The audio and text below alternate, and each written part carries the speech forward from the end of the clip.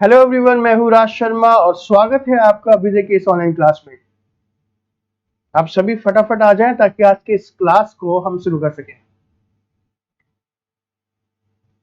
जी, हम बात कर रहे थे पिछले कुछ क्लास में स्पेस टेक्नोलॉजी के बारे में, तो आज भी जो है उसी को हम आगे बढ़ाते हुए जो नई नई टेक्नोलॉजी है उसके बारे में डिस्कस करेंगे। मुख्यमंत्री अभ्युदय योजना में आप सभी का स्वागत है। मैं हूं राज शर्मा और आप हैं साइंस एंड टेक्नोलॉजी के इस क्लास में। जम्मू कश्मीर इंटरनेट में हेलो, हाय सद्दाम, हेलो, हाय, गुड आफ्टरनून, प्रेरणा, अनुराग, अभिषेक, आप सभी आ गए हैं। My name is Arjun. Okay, आपका जो चैनल है वो जम्मू कश्मीर इंटरटेनमेंट के नाम से है अर्जुन, इसी कारण से मैंने बोला। ठीक है जी, बिल्कुल सारे के सारे लोग आ चुके हैं क्लास में और हम बात कर रहे थे साइंस एंड टेक्नोलॉजी के बारे में। ठीक है, तो आज हम बात करेंगे कुछ मिशंस के बारे में। जी, जैसे गगनयान मिशन क्या है, मंगलयान मिशन क्या है, चंद्रयान मिशन 1 और चंद्रयान मिशन 2 क्या है और ये क्यों जरूरी है उसके बारे में हम बात करेंगे। ठीक है, आज के इस क्लास में आपको बिल्कुल डिटेल से पता चलने वाला है कि चंद्रयान मिशन क्या है, चंद्रयान मिशन 1 का क्या मतलब था, चंद्रयान मिशन 2 क्या है, इसमें कौन कौन से गैजेट लगे हुए थे। हालांकि चंद्रयान मिशन और चंद्रयान 2 बीत चुका है, लेकिन अभी भी इसमें से कुछ क्वेश्चंस आ सकते हैं, है ना। मान लो कि अगर चंद्रयान मिशन थर्ड होने वाला हो तो उससे रिलेटेड कुछ क्वेश्चन आ सकते हैं, तो हम इसको अच्छी तरीके से डिटेल करेंगे आज की क्लास में। आप पूरी तरीके से आप आज की क्लास में आपको बिल्कुल डिटेल में पता चलेगा ये सारी चीजों के बारे में। जी, चलिए आप सभी आ चुके हैं और हम आज की क्लास को स्टार्ट करते हैं। बिल्कुल कोई बात नहीं, आ जाइए। चलिए, गुड आफ्टरनून सभी को। सो आज सबसे पहले हम बात करते हैं गगनयान मिशन के बारे में। गगनयान के बारे में आपने सुना होगा। अच्छा, आज की कुछ क्लास जो होगी, मतलब मैंने कुछ जैसे गगनयान मिशन है, कुछ मिशन है, उसमें मैंने हिंदी और इंग्लिश दोनों रखी है ताकि आप दोनों को, मतलब जो दोनों मीडियम वाले हैं उनको समझ में आए। तो ये मैंने स्टार्ट किया है आप सभी के लिए, अगर समझ में आता है ऐसे तो फिर आगे कंटिन्यू करेंगे, है ना। जय हिंद। बिल्कुल, तो देखो गगनयान मिशन की जब हम बात करें कि गगनयान मिशन आखिर है क्या, तो मैं आपको बताऊं कि इसरो का लक्ष्य जो है भारत की स्वतंत्रता की 75वीं वर्षगांठ से पहले वर्ष 2022 में अपने पहले मानव सहित अंतरिक्ष मिशन गगनयान को लॉन्च करना है। यानी कि अब भारत जो है वो अब ये चाह रहा है कि अब गगनयान मिशन के जरिए वो अपने मानव सहित मिशन को भी लॉन्च करे। मैं आपको बता दूं कि अभी तक हमने कोई भी ऐसा मिशन लॉन्च नहीं किया है जिसमें मानव को हमने स्पेस में भेजा है। हाँ, हमने बहुत सारे ऐसे लॉन्च जरूर किए हैं जो एक साथ कई सैटेलाइट को उनकी कक्षा में प्रक्षेपित करने में सक्षम है, लेकिन मानव को, मतलब मानव के क्रू को, मानव के समूह को अंतरिक्ष में भेजना थोड़ा सा कठिन है। लेकिन ये वो दिन दूर नहीं जब हमारे एस्ट्रोनॉट्स हैं, अंतरिक्ष यात्री, वो अंतरिक्ष में जाकर के परीक्षण करेंगे, रिसर्च करेंगे। हाँ, और वो जो अंतरिक्ष यात्री होंगे वो किसके जरिए, वो गगनयान मिशन के जरिए ही जाएंगे। तो हम एक बार बात कर लेते हैं कि आखिर ये गगनयान मिशन क्या है और कौन कौन सी चीजें आपको जाननी बहुत जरूरी है। देखो, अगर हम बात करें इसके बारे में, गगनयान मिशन के बारे में, तो गगनयान मिशन जो है इसरो और CNES यानी कि फ्रांसीसी अंतरिक्ष एजेंसी बोल सकते हो, अंतरिक्ष में चिकित्सा यानी कि मेडिसिन, ठीक है, मेडिकल फील्ड जो बोलो, अंतरिक्ष यात्री स्वास्थ्य निगरानी, अंतरिक्ष मलबे संरक्षण और व्यक्तिगत स्वच्छता प्रणालियों आदि के क्षेत्र में एक साथ काम करेंगे। जी, हिंदी थोड़ी टफ होती है। अगर हम बात करें गाइस, ये जो दो आप देख रहे हो, इसरो और जो CNE, ये जो CNE है ये बेसिकली क्या है, एक फ्रेंच स्पेस एजेंसी है। ठीक है, एक गगनयान मिशन के अंतर्गत हमने इसरो ने और क्या फ्रेंच स्पेस एजेंसी आपस में मिलेगी, एक साथ काम करेगी। किस फील्ड में, स्पेस मेडिसिन के क्षेत्र में, मतलब समझ ही रहे हो आप। दूसरा, जो एस्ट्रोनॉट्स के हेल्थ की जो मॉनिटरिंग होती है, जो अंतरिक्ष यात्री जो है उनकी जो हेल्थ है उनको ध्यान में रखते हुए लाइफ सपोर्ट, और जो स्पेस में जो कचरा होता है, ध्यान रखना, मैंने कई बार बताया भी है आपको पिछली क्लास में कि स्पेस का जो कचरा होता है, स्पेस जंक आखिर क्या होता है, ठीक है। और इन सभी चीजों में वो एक साथ मिलकर काम करेगी, ठीक है। भारत का पहला मानव अंतरिक्ष कार्यक्रम होगा सर, हाँ मैं वही बता रहा हूँ नरेंद्र, ठीक है। नेक्स्ट,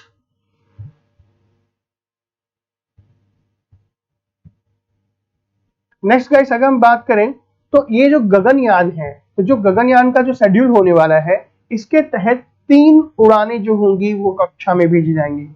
मतलब गगनयान जो है वो सिंगल फ्लाइट नहीं है कि एक ही फ्लाइट में सब चलेंगे, नहीं।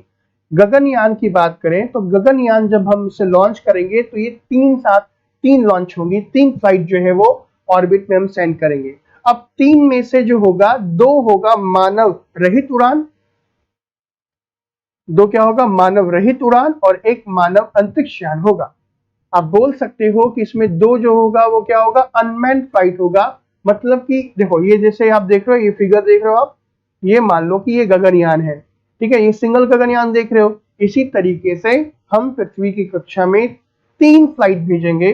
3 फ्लाइट में जो होगा उसमें से 2 फ्लाइट जो होगा उसमें मानव नहीं होगा, ठीक है, उसमें हम कुछ सैटेलाइट्स भेजेंगे। और लेकिन जो तीसरा होगा उसमें जो होगा हम उसमें ह्यूमन को भेजेंगे, हम इसमें मानव को भेजेंगे, ठीक है। अब इसका काम क्या होगा, है ना, उसका काम क्या होगा वो एक बार देख लेते हैं, और ये कितने दिन तक रहेगा एक बार वो देख लेते हैं। अब गाइस ध्यान रखना कि जो मानव स्पेस जो फ्लाइट प्रोग्राम होगा उसे हम क्या कहेंगे, ऑर्बिटल मॉड्यूल। ध्यान दीजिएगा, उसे क्या बोलेंगे हम, ऑर्बिटल मॉड्यूल कहा जाएगा। ये जो मानव अंतरिक्ष उड़ान कार्यक्रम है, जिसे आप क्या बोलते हो, स्पेस फ्लाइट प्रोग्राम है, उसे हम कहेंगे ऑर्बिटल मॉड्यूल। इसमें जो होगा इसमें 1 महिला सहित 3 भारतीय अंतरिक्ष यात्री होंगे। कितने, 1 महिला होंगी इसमें, ठीक है, 1 महिला सहित कितने, 3 अंतरिक्ष यात्री होंगे। चंद्रयान 3 भी लॉन्च 2022 में किया जाएगा या नहीं किया जाएगा वो मैं आपको आगे बताऊंगा। हाय आर के पांडे, मैं शायद आपको जानता हूं, ठीक है। नेक्स्ट आ जाओ। देखो अगर हम बात करें ये जो गगनयान होगा, ये गगनयान कितने दिनों तक होगा, ये गगनयान बेसिकली 300 से लेकर के 400 किलोमीटर की ऊंचाई पे, यानी कि लियो में, लो अर्थ ऑर्बिट में क्या करेगा, जाएगा, और लगभग 5 से लेकर के 7 दिन तक उस पूरी की पूरी पृथ्वी की चक्कर लगाएगा, ठीक है, ध्यान दीजिएगा। और दूसरा क्या, अब ये जो गगनयान मिशन होगा वो किसके द्वारा भेजा जाएगा। देखो अगर आपने मेरी पिछली क्लास अगर अच्छे तरीके से पढ़ी होगी, अगर आज आप मेरे साथ लगातार हैं तीसरी स्पेस की तीसरी क्लास में, तो मैंने आपको बताया था कि हमारे पास कौन कौन से लॉन्चिंग व्हीकल हैं। मैंने बहुत अच्छे तरीके से डिटेल में बताया था कि लॉन्चिंग व्हीकल क्या होते हैं। उसमें से मैंने आपको बताया था कि GSLV Mk3, याद है, मार्क 3 बोल सकते हैं उसको, GSLV Mk3, जिसे हम क्या कहेंगे, LVM3, जिसे लॉन्च व्हीकल मार्क 3 भी कह सकते हैं, है ना, इसके द्वारा किया जाएगा।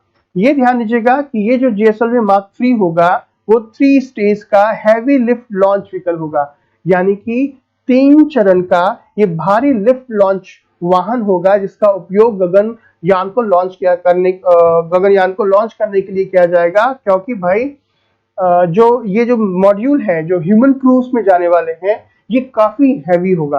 अगर हैवी होगा तो उसके लिए क्या है, पावरफुल इंजन भी चाहिए, और पावरफुल इंजन जो है अभी तक हमारे पास जो है वो कौन सा है, GSLV मार्क 3। आपको मैं बता दूं कि GSLV मार्क 3 लगभग 3000 किलो से लेकर के 4000 किलो तक के उपग्रह को ले जाने में भी सक्षम है, लेकिन इसका उपयोग हम ज्यादा दूर तक नहीं करेंगे।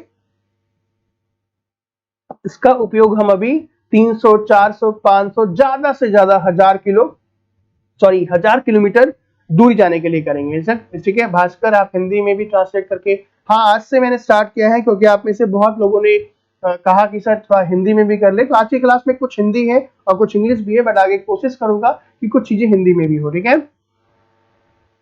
ठीक है। ऋषिकेश अभी पीपीटी शेयर करोगे? अभी कुछ नहीं करेंगे, अभी क्लास करो बच्चों। सर निसार के भी बारे में बताएंगे। हाँ, आप बिल्कुल अच्छे तरीके से बैठे रहो यहाँ पे, जितनी भी चीजें हैं मैं आपको बिल्कुल डिटेल में बताऊंगा, ठीक है? ओके, ज्योति सर हिंदी में ज्यादा समझ में आ रहा है, कोई बात नहीं। हाँ मनोज कौशिक, अभी तक जो भी मेरी क्लास है वो सब अभी क्या है, यूट्यूब पे अपलोड है और डाउनलोड भी है। आप में से बहुत अच्छा, एक चीज मैं आपको बता दूं, आप में से बहुत लोगों ने कमेंट भी किया है क्लास के बाद कि सर डाउनलोड का ऑप्शन होना चाहिए। बच्चों ध्यान रखना, जैसे भी ये लाइव क्लास चल रही है तो लाइव क्लास कभी भी अपलोड नहीं होती, ठीक है? डाउनलोड भी नहीं हो पाएगी। अभी जब लाइव क्लास खत्म हो जाएगी तो उसको प्रोसेसिंग होने में कुछ टाइम लगता है, कुछ घंटों का टाइम लगता है, और प्रोसेसिंग होने के बाद जब आप आज, जैसे आज की क्लास है, जब आप कल क्लास को देखोगे, इस क्लास को देखोगे, तो वहां पे आपको डाउनलोड बटन दिखाई देगा। अगर मेरी क्लास अभी खत्म हो जाए मान लो 4 बजे के बाद, उसके बाद अगर आप डाउनलोड करने की कोशिश करोगे तब डाउनलोड नहीं होगा, वो कल डाउनलोड होगा। इस बात का ख्याल रखिए, ठीक है? ठीक है, चलो आ जाओ। तो गगनयान को हम किसके द्वारा भेजेंगे? हम GSLV-M3 के द्वारा भेजेंगे, जो कि अभी तक का हमारे पास सबसे हैवी लॉन्चिंग व्हीकल है। इसके अलावा अगर मैं आपसे बोलूं कि गगनयान मिशन में जो रूस है वो भारत के 2 फ्लाइट सर्जनों को क्या करेगा? चिकित्सा प्रणाली के लिए प्रशिक्षित करेगा। मतलब ये कि हम जो ये गगनयान मिशन है इसमें रूस क्या कर रही है, हमारे 2 फ्लाइट सर्जन को, ठीक है, एरोस्पेस चिकित्सा में प्रशिक्षित किया जाएगा। एरोस्पेस का मतलब कि जो हमारे डॉक्टर्स हैं उन डॉक्टर को प्रशिक्षण दिया जाएगा, उनको क्या किया जाएगा? ट्रेन किया जाएगा कि भाई अगर मान लो कि बाकी के जो लोग अगर अंतरिक्ष में जा रहे हैं, अचानक उनकी तबीयत खराब हो जाए, ठीक है, क्योंकि आपको पता है कि वहां पे कोई ग्रेविटी तो है नहीं, और ग्रेविटी नहीं है तो हमारी बॉडी के अंदर में बहुत सारे चेंजेस आ सकते हैं, ये तो आपको पता होगा। तो अब उसमें कुछ भी चेंजेस आए, क्योंकि अभी ह्यूमन बिहेवियर के बारे में तो हमें पूरी तरीके से पता नहीं है कि स्पेस में किस तरीके से वो क्या करेंगे, रिएक्ट करेंगे। तो हमने क्या किया कि 2 ऐसे फ्लाइट सर्जन को रसिया भेजा है, और रसिया उसे ट्रेन करेगा इनमें एरोस्पेस चिकित्सा में, कि ऊपर जाने के बाद, स्पेस में जाने के बाद कोई भी प्रॉब्लम आती है तो वो जो भी ट्रेन्ड डॉक्टर्स होंगे वो क्या कर सकेंगे? उनकी मदद कर सकेंगे। ये जो फ्लाइट सर्जन होंगे, ध्यान देना कि जो फ्लाइट सर्जन है वो भारतीय वायुसेना के डॉक्टर हैं, और उन्हें एरोस्पेस मेडिसिन में विशेषज्ञता भी हासिल है। Doctor from Indian Air Force who have specialized in aerospace medicine. ध्यान दीजिएगा कि एरोस्पेस मेडिसिन अलग होती है बच्चों, मतलब कि अगर हम अर्थ पे है तो अर्थ में ह्यूमन वो जो बॉडी होती है वो अलग तरीके से बिहेव करती है, और स्पेस में जाने के बाद अलग तरीके से बॉडी जो है बिहेव करती है। आपको लगता होगा कि सर क्यों अलग? अभी अगर आप अर्थ पे हो तो आप कुछ भी खा लेते हो, कुछ भी पी लेते हो, लेकिन आपको पता होना चाहिए कि जब हम इंटरनेशनल स्पेस सेंटर की बात करते हैं तो वहां पे ऐसा नहीं कि कुछ भी खा ले, वहां का खाना पूरी तरीके से अलग होता है, वहां का रहना पूरी तरीके से अलग होता है, तो उनकी बॉडी भी उस वहां पे अलग तरीके से रिएक्ट करती है, ठीक है? ठीक है सर, गगनयान लॉन्च कहां से दिया, मतलब मैं समझा नहीं। चलो नेक्स्ट देखो।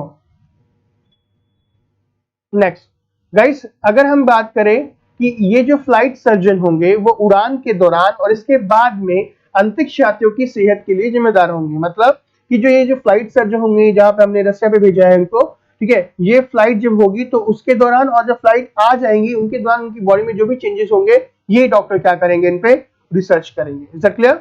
अब अगर हम बात करें कि सर ये मिशन की बात की जाए तो ऑब्जेक्टिव क्या है, इस मिशन के उद्देश्य क्या है? ओके, देखो पहला उद्देश्य तो क्या, अगर मैं आपसे बोलूं कि पहला क्या है कि देश में विज्ञान और प्रौद्योगिकी के स्तर में क्या करना, वृद्धि करना, ठीक है।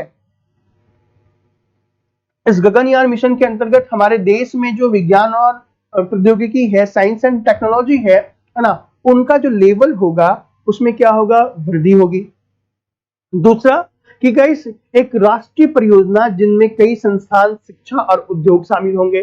भाई साहब ये जो है, ये जो गगनयान मिशन है ये भारत का एक बहुत ही महत्वपूर्ण मिशन है, इस बात का ख्याल रखेंगे, ठीक है। एक नेशनल प्रोजेक्ट है जिसमें क्या होंगे, बहुत सारे इंस्टीट्यूट और बहुत सारे शिक्षा उद्योग भी शामिल होंगे, तो कहीं ना कहीं क्या होगा, इन सबको बढ़ावा भी मिलेगा। दूसरा, औद्योगिक विकास में सुधार होगा, इंप्रूवमेंट होगा इंडस्ट्रियल ग्रोथ के अंदर में। नेक्स्ट, युवाओं के लिए प्रेरणा होगी। सबसे अच्छी बात क्या है कि देखो, जब जब हम किसी भी स्पेस के अंदर कोई भी प्रोग्राम लॉन्च करते हैं तो कहीं ना कहीं इंस्पिरेशन मिलती है यूथ को कि हाँ, वो भी क्या हो, इस कदम में आगे बढ़े। आपको पता होगा जब चंद्रयान मिशन था, चंद्रयान मिशन 2 जब लॉन्च हुआ तो बच्चे बच्चे के जवान पे जो था वो क्या था, नाम था कि भाई लैंडर क्या होता है, रोवर क्या होता है, ऑर्बिटर क्या होता है। तो कहीं ना कहीं प्रेरणा मिलेगी। और guys, development of technology for social benefit, सामाजिक हितों के लिए प्रौद्योगिकी का विकास भी इसके जरिए किया जाएगा और अंतर्राष्ट्रीय सहयोग में सुधार होगा। भाई जो इंटरनेशनल कोलैबोरेशन है, हम आज रशिया के साथ क्या कर रहे हैं, बहुत सारे जो प्रोग्राम है उनमें मिलकर के काम कर रहे हैं। तो कहीं ना कहीं ये जो गगनयान मिशन है या फिर हम हमारा जो स्पेस मिशन है वो इंटरनेशनल जो है आंतरिक सहयोग में भी सुधार देगा। जी,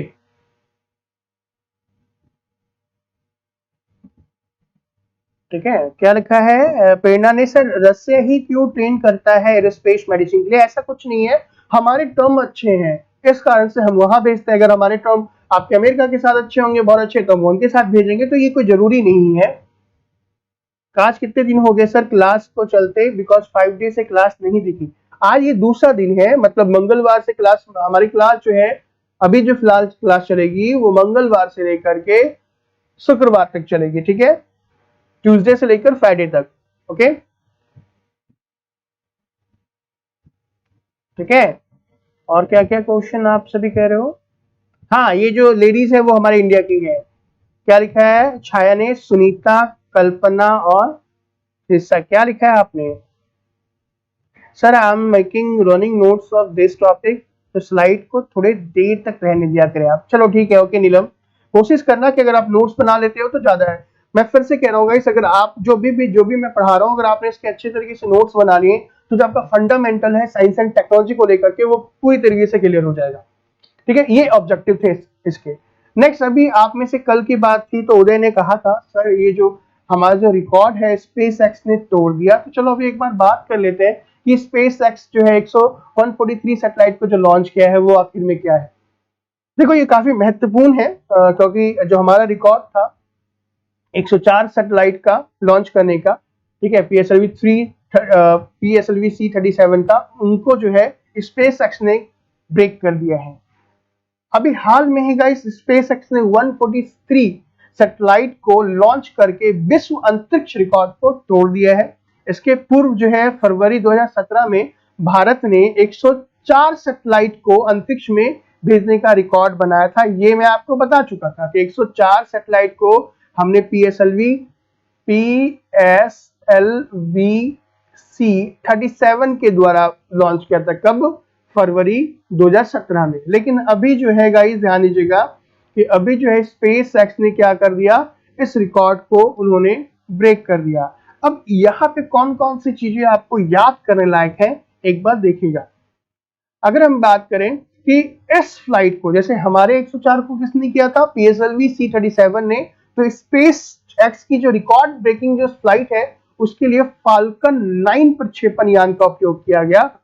फाल्कन 9 जो है उस जो लॉन्च व्हीकल का उपयोग किया गया था, ठीक है। और ध्यान रखना कि इस मिशन को जो है ट्रांसपोर्टर 1 का नाम दिया गया है। किसका नाम दिया गया है? ट्रांसपोर्टर 1 नाम दिया गया है। ये आपको अपने नोट्स में नोट डाउन करने की जरूरत है कि हाल ही में हुए 143 सैटेलाइट्स जो लॉन्च हुआ है उस मिशन को क्या कहते हैं।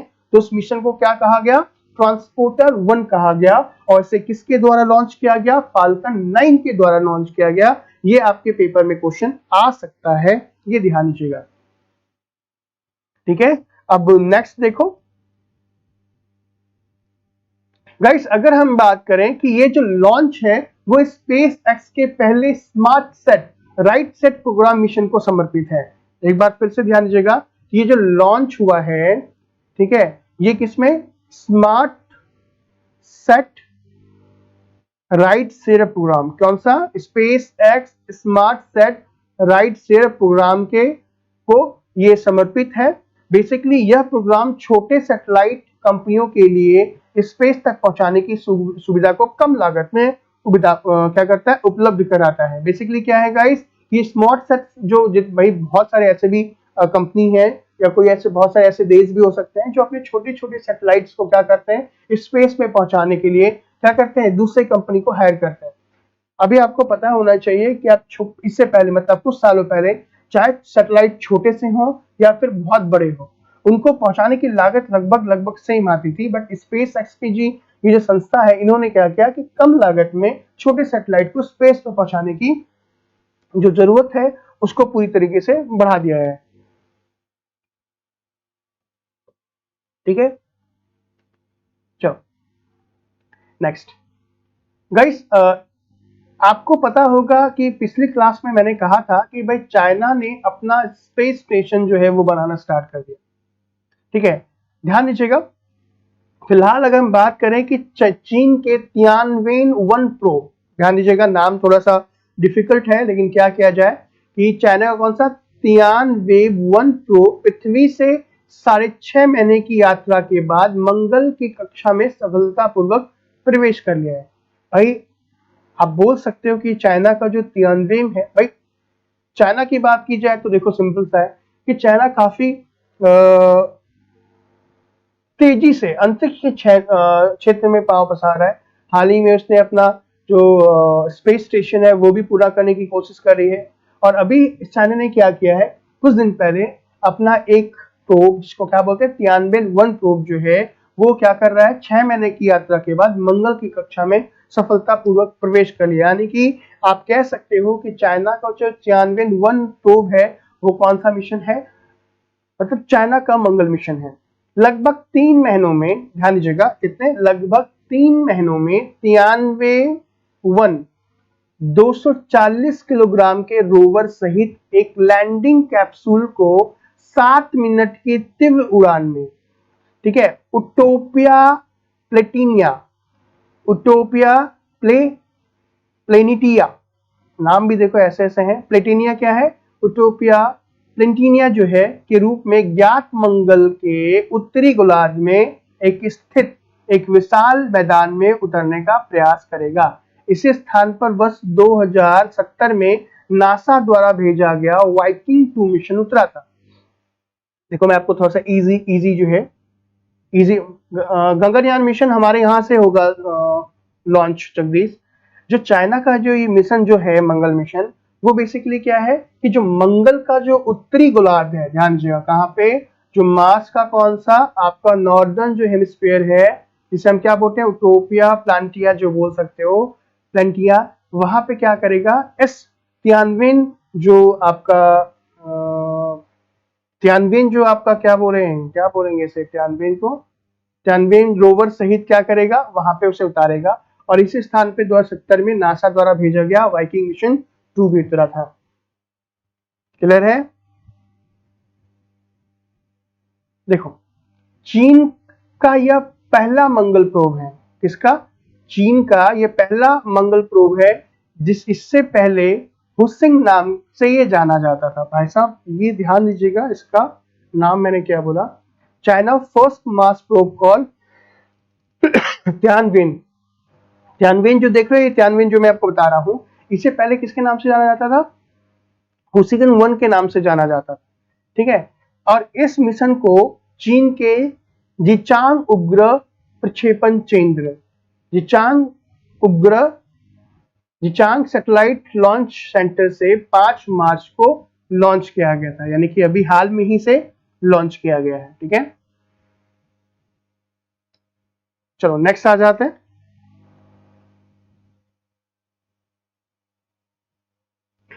गाइस इस अभियान के बाद इस जो मंगल मिशन है चाइना का, इसके सफल होने पर चीन जो है यूएसएसआर तथा संयुक्त राज्य अमेरिका के पश्चात मंगल ग्रह पर सफलतापूर्वक यान लैंडिंग करने वाला तीसरा देश बन जाएगा। भाई साहब तीसरा देश समझ में आ रहा है, पहले यूएसएसआर हो गया, यूनाइटेड स्टेट के बाद ये तीसरा ऐसा देश बन जाएगा जो क्या मंगल की ग्रह पर अपना लैंडिंग यान, अपना जो है प्रक्षेपण यान जो है वो, प्रक्षेपण यान बोल लो या फिर आप उसको रोवर बोल लो, जो भी आप कह सकते हो, लॉन्च करने वाला तीसरा देश बन जाएगा। क्लियर है, क्या यहां तक आपको क्लियर है जी।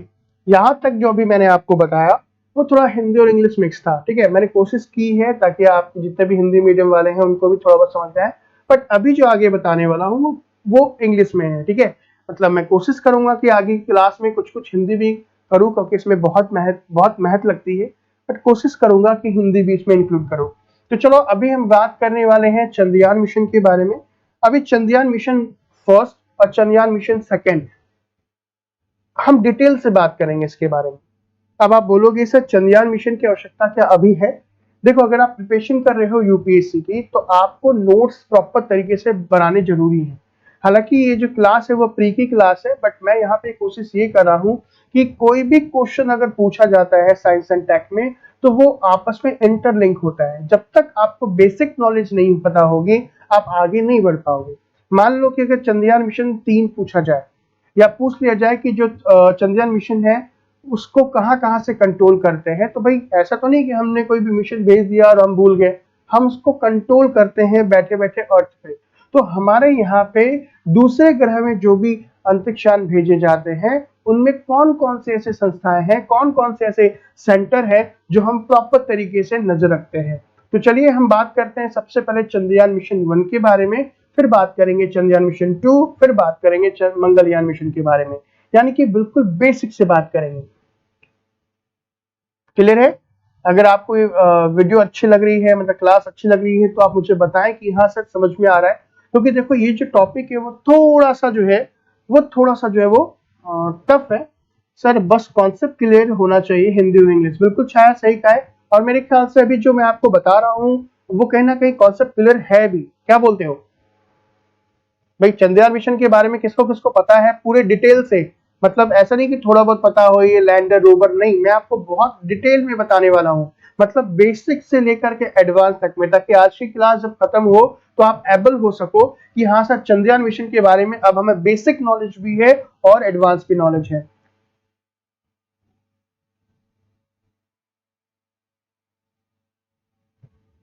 राधा ने कहा है, राधा उपाध्याय, सर क्वेश्चन पूछना था कि ये क्लास करके इसे नोट्स बनाकर क्या हम किसी नोट्स की जरूरत पड़ेगी? नहीं, बिल्कुल भी नहीं पड़ेगी। अगर आपने मेरे जो मैं क्लास बता रहा हूँ बच्चों, अगर आपने इसे अच्छे तरीके से कर ली तो ध्यान रखना फिर नोट्स की आवश्यकता नहीं है। हाँ, फिर जो है आपको केवल और केवल करंट को पढ़ने की जरूरत है। अभी तक अगर आप मेरी क्लास, अगर अभी तक आप लगातार आज तीसरे चौथे दिन हो गए, तो एक बार मैं आपको बताऊं कि आपको 3 दिन तक, आप अच्छा ये बताओ कि यहाँ पे कितने लोग हैं जो आज मतलब मेरी पहली क्लास से लेकर के आज क्लास तक कंटिन्यू है? क्लियर है या नहीं है बताओ? जो लोग मेरी क्लास में अभी तक होंगे वो 4 दिन की क्लास में जो भी मैंने बताया उनको बेसिक नॉलेज भी और एडवांस नॉलेज भी प्रॉपर तरीके से पता चल चुकी होगी। और अब मैं अगर कोई करंट, अगर कोई भी चीज आती है, अगर वो आपको मैं पढ़ाऊंगा तो वो आसानी से समझ में आएगी। अगर आपको कभी आप जीसेट के बारे में पढ़ोगे, पीएसएलवी के बारे में पढ़ोगे, तो चीजें बिल्कुल अच्छे तरीके से समझ में आएगी। Thank you so much Yunus. ठीक है, हाँ बिल्कुल बिल्कुल ठीक है, मैं बता दूंगा। हाँ, इस क्लास को करके करंट के नोट्स पढ़ने हैं बस खाली, हालांकि कुछ करंट मैं भी बताऊंगा आपको। Thank you. Yes sir. Okay, Atul है, अतुल हो, अक्षय है, ठीक है, रंजना है, ठीक है, सरदा है, शरद है, विपिन है। ओके, हाँ ये मेंस के लिए भी है चैलेंजर, ये प्री और मेंस मैं कोशिश कर रहा हूँ कि दोनों चीजें आ जाए। ठीक है, आज मेरी फर्स्ट है राधा। ओके, कोई बात नहीं अभिषेक, मैं भी ओके, छाया भी है, पहला दिन है बिनू का। चलो ठीक है, तो अब ये बताओ कि अभी तक मैं जो मैं पढ़ा रहा हूँ क्या बेसिक से पता समझ में आ रहा है कि नहीं आ रहा? अगर आप कभी करंट पढ़ोगे या न्यूज पढ़ोगे तो चीजें बिल्कुल क्लियर होगी या नहीं होगी? Thank you so much Fatima, thank you. तो चलो आ जाओ, चंद्रयान मिशन के बारे में हम बात करते थे। ठीक है, चलो मनोज भी है, पहला दिन है गोल्डी यादव का। कोई बात नहीं, जिनका पहला दिन है, आप जो प्रीवियस की क्लास है आप वो भी देख सकते हैं, है ना? हाँ प्रेरणा मैं बता दूंगा बच्चे। Nandini, okay, sorry Manoj Kaushik, Nandini, okay, याद नहीं रहता बच्चे। चलो ठीक है, जो जो कंटिन्यू है आप, बेनिफिट आपको बहुत जरूरी होगा। तो देखो ध्यान से सुनेंगे, ये चंद्रयान मिशन क्या है। पहली बात, अगर हम ओवरव्यू की बात करें, चंद्रयान मिशन क्या है, क्या इसका जो विशेषताएं क्या है, इसमें कौन कौन सा पेलोड है, चंद्रयान 2 क्या है, और बाकी चीजें के बारे में हम डिस्कस करने वाले हैं। तो चलो सबसे पहले चंद्रयान के हम कुछ इंट्रोडक्शन की बात कर लेते हैं कि चंद्रयान मिशन की जब हम बात करा जाए तो चंद्रयान मिशन जो है, चंद्रयान फर्स्ट मिशन भारत का पहला मंगल मिशन था। ठीक है, किसका? भारत का पहला मंगल मिशन था, जिसे जो है PSLV C11 के द्वारा लॉन्च किया गया था। इस बात का ख्याल रखेंगे कि चंद्रयान मिशन 1 को PSLV C11 के दौरान, C11 लॉन्चिंग व्हीकल के दौरान जो है वो फेलियर किया, दौरान नहीं, PSLV C11 के जरिए जो लॉन्च किया गया था। ओके, ठीक है, थैंक यू सो मच नीलम।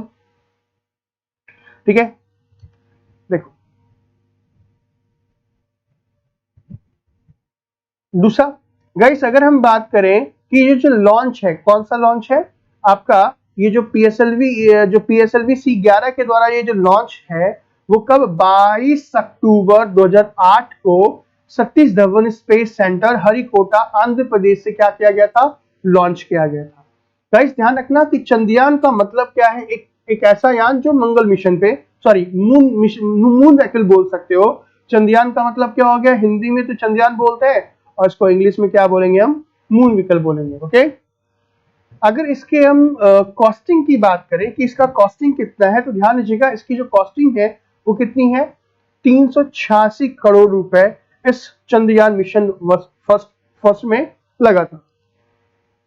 भाई बहुत होता है, क्या बोलते हो? 386 करोड़ बहुत होता है। देखो ऑब्जेक्टिव क्या है, मतलब अगर हम बात करें कि चंद्रयान मिशन 1 की बात की जाए तो चंद्रयान मिशन 1 का ऑब्जेक्टिव जो था वो क्या था? उद्देश्य क्या था? देखो, अगर हम किसी भी, केवल चंद्रयान मिशन की बात नहीं करते, अगर हम किसी भी ग्रह, अन्य ग्रह की बात करें, अगर वहां पे कोई भी देश अगर मिशन करता है तो उसका मतलब क्या है? केवल एक ही मिशन है, एक ही मतलब होता है उसका। उसका मतलब ये होता है कि साइंटिफिक स्टडी करने के लिए, क्या करने के लिए? साइंटिफिक स्टडी करने के लिए, और साथ में वहां पर टोपोग्राफिक फीचर जो होंगे वो 3D में, जो वहां की स्थलाकृति होती हैं, वहां पे जो भी पठार है, जो भी गड्ढे हैं, ठीक है, वहां पे जितनी भी सतह की जो जानकारी होती है वो 3D में प्राप्त करने के लिए, और साथ ही में क्या कि वहां पर कौन कौन से खनिज, मिनरल्स, कौन कौन से रसायन हैं वहां पे, और साथ साथ क्या रेडियो एक्टिव वहां पे कौन कौन से सब्सटेंस है वो पता करने के लिए किया जाता है। तो इसी तरीके से जो ऑब्जेक्टिव था किसका? चंद्रयान फर्स्ट का, वो क्या था कि वहां पर टोपोग्राफिक फीचर, यानी कि वहां की स्थलाकृति जो है उसकी जानकारी 3D में, वहां पे जो भी मिनरल्स हैं, वहां पे जो भी वहां के जो भी पत्थर है वो किन किन खनिजों से मिलकर बने हैं, कौन कौन से रसायन है, और वहां पे क्या रेडियो एक्टिविटी है या नहीं है, इन सभी का पता करने के लिए ये सारी चीजें, ये चंद्रयान मिशन फर्स्ट भेजा गया था।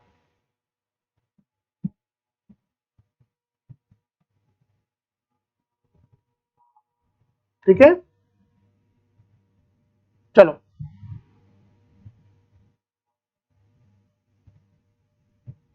UPSC trick only by Aishwarya Pareek. Good afternoon dear Aishwarya.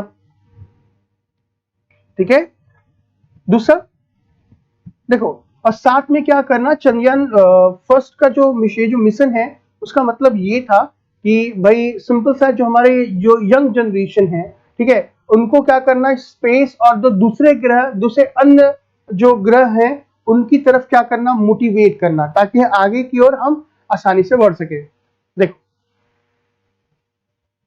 दूसरा, अब PSLV C11 के बारे में थोड़ी सी जानकारी हम कर लेते हैं कि जो PSLV है जिसके द्वारा इस चंद्रयान मिशन 1 को भेजा गया था, पूरा नाम क्या इसका? पोलर सैटेलाइट लॉन्चिंग व्हीकल है। ठीक है, जिसके द्वारा हमने क्या किया था? ट्रांसफर ऑर्बिट में लॉन्च किया था। अब अगर हम बात करें PSLV C11 के बारे में, तो PSLV C11 जो है वो क्या है? एक अपडेट वर्जन है, ठीक है, स्टैंडर्ड वर्जन का, स्टैंडर्ड कॉन्फ़िगरेशन PSLV का। मैं आपको बता चुका हूं, एक बार आप पिछली क्लास में देख लेना।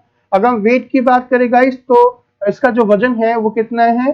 316 टन है। ठीक है, इसमें सॉलिड और लिक्विड जो प्रोपेलेंट है वो दोनों के दोनों इसमें यूज किए गए हैं। सर 2024 में सुप्रयान का भी लक्ष्य भाग कहा, मैं बताऊंगा बच्चे की क्या है वो। यहां पर थोड़ा सा ध्यान रखिएगा, यहां पे थोड़ा सा ध्यान रखिएगा, यहाँ पे बहुत सारी चीजें हैं जो जो इंपॉर्टेंट है, आप यहाँ पे कुछ चीज अगर आप याद कर लोगे तो मेंस के लिए आपके लिए बहुत अच्छा मैटर हो जाएगा आपके पास। जो चंद्रयान का जो पेलोड है, मतलब जो हमने उस उपग्रह जो भेजा था, चंद्रयान उपग्रह जो हमने भेजा था, मतलब चंद्रयान के अंदर में जो उपग्रह हमने डाला था, उसमें कौन कौन सा जो इंस्ट्रूमेंट था वो क्या क्या था। देखो आपको दिखाई दे रहा होगा, ये थोड़ा सा जो है फॉन्ट छोटा हो गया, आप इसको जूम करके बाद में देख सकते हैं। ध्यान दीजिएगा, मैं एक बार रिपीट कर देता हूं कि क्या क्या था इसमें। पहला जो था, पहले उसमें था क्या, एक्सरे फ्लोरोसेंस स्पेक्ट्रोमीटर। ये एक प्रकार का गैजेट बोल सकते हो, एक प्रकार का उपकरण बोल सकते हो, एक प्रकार का यंत्र बोल सकते हो, जो चंद्रयान मिशन में लगाया गया था। ये जो आप एक्सरे फ्लोरोसेंस स्पेक्ट्रोमीटर देख रहे हो, इसका काम क्या था कि वहां चंद्रमा के मट्टी के अंदर में जो भी कुछ केमिकल हो, जैसे मैग्नीशियम हो गया, एल्युमिनियम हो गया, सिलिका हो गया, है ना, लोहा हो गया, ये सब की जानकारी, यानी कि आप बोल सकते हो कि चंद्रमा पर उपस्थित जो भी रसायन है, जैसे एल्युमिनियम, जैसे मैग्नीशियम, जैसे कैल्शियम, जैसे सिलिका, जैसे लोहा, ठीक है, ये सब की जानकारी जो है वो एक प्रकार के यंत्र के द्वारा, इसका नाम क्या है, एक्सरे फ्लोरोसेंस स्पेक्ट्रोमीटर, इसके द्वारा जो है पता लगाएगा। ठीक है, अनमोल शर्मा हिस्ट्री क्लास क्यों नहीं हो रही, प्लीज बताएं। हिस्ट्री क्लास अनमोल खत्म हो गई है बच्चे, खत्म हो चुकी है वो। सर इसे मेंस क्या है गोल्डी, इसमें मेंस में कितना क्वेश्चन आता है? सर बताऊंगा बच्चे कितना क्वेश्चन आता है, थर्ड पेपर में है, काफी इंपॉर्टेंट है टॉपिक, ध्यान रखना। दूसरा गाइस क्या, कि सब एटम रिफ्लेक्टिंग एनालाइजर, सारा कहते हैं, इसका काम होता है कि उसमें जो मिनरल का कॉम्पोजिशन है, मतलब ये जो भी चंद्रमा पर जो भी खनिज लवण है उनका जो संगठन है उसके बारे में ये बताता है। दूसरा M3, इसका नाम क्या है, मून मिनरोलॉजी मैपर, ये जो है एरियल मिनरल्स और रिसोर्सेस के बारे में बताएगा। दूसरा इंफ्रारेड स्पेक्ट्रोमीटर, जिसे SIR2 कहते हैं, इसका मतलब क्या, मैपिंग ऑफ मिनरल्स, जो मिनरल्स होंगे, जो खनिज होंगे, उनके मैपिंग के उनकी मैपिंग करेगा। उसके बाद क्या, सिंथेटिक अपर्चर रडार, ठीक है, जो ये मिनी सार कहते हैं, जो लूनर पोल, जो पोलर आइस है, जो वहां पे ध्रुवों पर जो बर्फ है उसके बारे में पता करेगा ये। अगला क्या है, रेडिएशन डोज मॉनिटर, इसका मतलब क्या, कि जो इन्वायरमेंट चंद्रमा पे जो भी रेडिएशन है उनको मापने के लिए क्या है, रेडम, पूरा नाम क्या इसका, रेडम, जिसका नाम क्या, रेडिएशन डोज मॉनिटर जो है वो काम करेगा। ओके, अच्छा बच्चों एक चीज और, कि आप में से जितने भी लोग यहाँ पे और बहुत सारे क्वेश्चन पूछ रहे हैं, जैसे हिस्ट्री क्लास नहीं हो रही, सीसेट की क्लास क्या हो रही है, अगर आप सबको पता है तो आप वहां पे बता दो। ओके, अब देखो अतुल ने कहा एथिक्स की क्लास कब शुरू होगी। अतुल बच्चे ये सब जो क्लास चल रही है ना, आप उसको देखो, आए समझ में, एथिक्स की क्लास कब होगी, पॉलिटी की क्लास कब होगी, ये सब चीजें करके आप खुद डिस्ट्रैक्ट हो रहे हो, बाकी को भी डिस्ट्रैक्ट कर रहे हो। ठीक है, होता यह है कि आप जितने भी सारे के सारे कमेंट करते हो ना इतने, और भाई मैं तो पढ़ा रहा हूँ आप सभी को, और होता क्या कि बहुत सारे लोग कुछ इंपॉर्टेंट क्वेश्चन पूछते हैं टॉपिक से रिलेटेड, तो आप सभी की क्वेश्चन पूछने में ना उनका जो कमेंट होता है वो ऊपर चल जाता है। तो कमेंट बच्चे वही करें, या तो जब मैं पूछूं तब, या कोई जो चीजें रेलिवेंट हो टॉपिक से, है ना, अदरवाइज आप में से बहुत सारे लोगों के जो कमेंट है, जो इंपॉर्टेंट कमेंट है, वो छूट जाते हैं। क्लियर है? लो अब यहाँ पे करंट अफेयर की क्लास कब से होगी, पीडीएफ कहाँ से मिलेगी? भाई साहब पीडीएफ नहीं मिलेगी अभी, अभी ये यहाँ पे इसको क्लास करो यहाँ पे, ठीक है, ठीक है। अब सर जी पीडीएफ कैसे, अब कैसे करूं मैं, अब क्या बताऊं पीडीएफ कहाँ से मिलेगी? पीडीएफ नहीं मिलेगी बच्चों, अभी पीडीएफ केवल आपको यहाँ पे ऑनलाइन क्लास प्रोवाइड की जा रही है, वो भी किसके, यूपी के जो हमारे योगी जी हैं उनके माध्यम से। Is that clear? प्लीज थोड़ा सा आप देखें इसको। अच्छा ये तो मैंने आपको बताया, अगला कौन कौन सा है देखो इसमें, देखो बहुत सारी चीजें जो है गाइस, बहुत वो है बच्चों, ध्यान रखिएगा। अब जैसे एक है टीएमसी, टेरिन मैपिंग कैमरा, ये टोपोग्राफिक मैपिंग, मतलब जो भी मून के अंदर में जो, अच्छा आपने देखा होगा कि मून में आपके चंद्रमा में बहुत सारे गड्ढे हैं, बहुत सारे पठार हैं, आप यहां से भी दिखता होगा आपको, तो वो कैसे पता चलेगा? तो ये जो टीएमसी कैमरा है, ठीक है, इसके द्वारा वह उसकी जो स्थलाकृतियां होती हैं, ये जो गैजेट है वो बताएगा। ठीक है, दूसरा आप बोल सकते हो हाइपर स्पेक्टिकल इमेजर जो है HYSI, ये एरियल मैपिंग ऑफ मिनरल्स, जो भी हवा के अंदर में जो भी मिनरल्स होंगे उसके बारे में बताएगा। ठीक है, सर चंद्रयान मिशन में भारत किस कंट्री के साथ सहयोग ले रहा है? देखो एक्चुअली अभी उपेंद्र जो चंद्रयान 2 है बच्चों, उसमें उसमें हमने बात की थी कि जो रोवर है वो जो रसिया है वो देगा, ठीक है, लेकिन बात बनी नहीं। मैं आपको आगे बताऊंगा। देखो इसमें अगला गाइस क्या है, लूनार लेजर रेंजिंग इंस्ट्रूमेंट जो है वो क्या है, हाइट ऑफ सरफेस टोपोग्राफी, ये हाइट बताने में जो होगा वो मदद करेगा। हाई एनर्जी एक्सेस स्पेक्ट्रोमीटर, ये यूरेनियम थोरेनियम 221 पीबी और अदर रेडियो एक्टिव एलिमेंट्स जो है उसके बारे में बताएगा। ध्यान रखना ये जैसे जितने भी चंद्रमा पे रेडियो एक्टिव सब्सटेंस होते हैं उनको पता करने के लिए हमने हाई एनर्जी एक्सरे स्पेक्ट्रोमीटर का यूज किया है। उसके बाद क्या है, मून इंपैक्ट प्रोब, ये जो है क्या करेगा, जो भी आपका एटमॉस्फेयर है वहां पे वो इमेज लेगा। वैसे अभी ध्यान दीजिएगा, अभी जो भी मैंने ये जो पेलोड्स बताए हैं ये सारे के सारे पेलोड्स, आप बोलोगे सर क्या सारे पेलोड्स याद करना पड़ेगा? बच्चों ध्यान रखना ये सारे के सारे पेलोड्स कुछ कॉमन पेलोड्स हैं, मतलब जरूरी नहीं है कि चंद्रयान मिशन में ही हम इसे लगाएंगे। हमने इसे चंद्रयान मिशन 2 में भी कुछ लगाया है। मंगलयान की बात करें तो मंगलयान में भी हम लगाएंगे। अगर हम जितने भी अदर जो भी मिशन होंगे अन्य ग्रह के, हम सब में यही सब चीजें यूज करेंगे। तो कहीं ना कहीं ये सब चीजें आपको पता, अगर आपको पता लग जाती है तो अगर आप मंगल मिशन मान लो होगा दोबारा, या फिर अगर शुक्र मिशन होगा, तब आप वहां पढ़ोगे टीएमसी तो आपको समझ में आ जाएगा भाई कि क्या टेरेन मैपिंग कैमरा है जहां पे टोपोग्राफी मैपिंग करेगा, मतलब वहां के स्थल जो वहां पे जितने भी स्थल है उसकी मैपिंग करेगा। ठीक है, अगर हम बात करें लूनर रेंजिंग इंस्ट्रूमेंट के बारे में, LLRI, यानी कि वो क्या करेगा कि जो वहां पे जो भी स्थलाकृति की ऊंचाई है उसके बारे में पता करेगा। तो कुछ कुछ बेसिक से इंस्ट्रूमेंट है, एक बार अगर आपने याद कर लिया तो फिर आपको बाद में याद करने की जरूरत नहीं है। ऐसा नहीं कि भाई चंद्रयान मिशन में आपको याद करना पड़ा तो फिर चंद्रयान मिशन में 2 में अलग याद करोगे। कुछ कुछ चीजें ऐड होती है, कुछ कुछ चीजें घटाई जा सकती है, लेकिन ये सारी चीजें जो है अगर आपको पता है, अगर आपके नोट्स में ये सारी चीजें हैं, तो अगर कल को अगर आप शुक्र मिशन देखोगे या मंगल मिशन 2 अगर देखोगे तो आपने देखना होगा कि वहां पर पेलोड में ये सारी चीजें आ जाएंगी, तब आपको आगे फर्दर स्टडी करने की जरूरत नहीं होगी। ठीक है, ठीक है, चलो आ जाओ। ये कुछ पेलोड्स है चंद्रयान 1 में।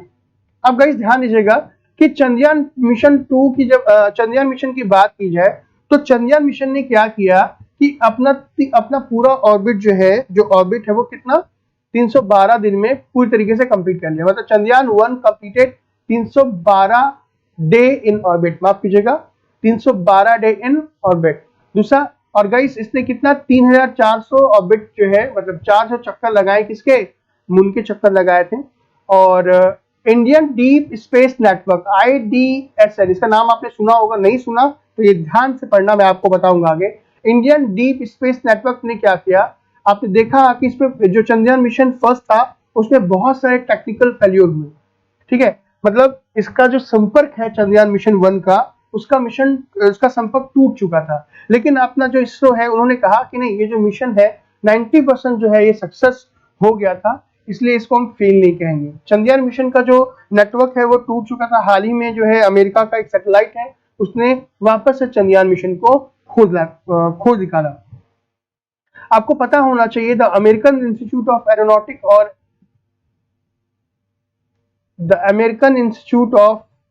एरोनॉटिक और एस्ट्रोनॉटिक ने इसरो को जो है, इसरो के चंद्रयान मिशन 1 को अपने एनुअल AIAA स्पेस 2009 के अवार्ड में शामिल किया है।